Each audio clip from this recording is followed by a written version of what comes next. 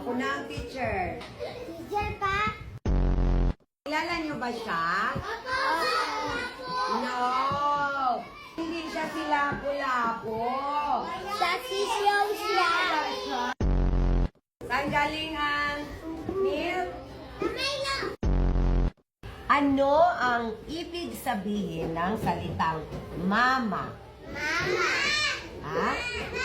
Ano ang ibig sabihin ng mama? Babae. Isang babae. Isang babae. Ano pa? Isang lalaki.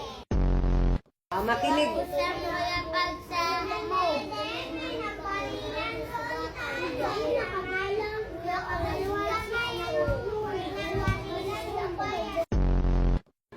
Ma'am!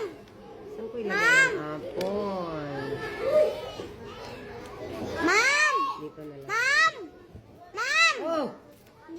Isuntok niya yung lolo ko kaninang gabi. May mo dyan. Kaya kawawa si ma'am kasi walang pera.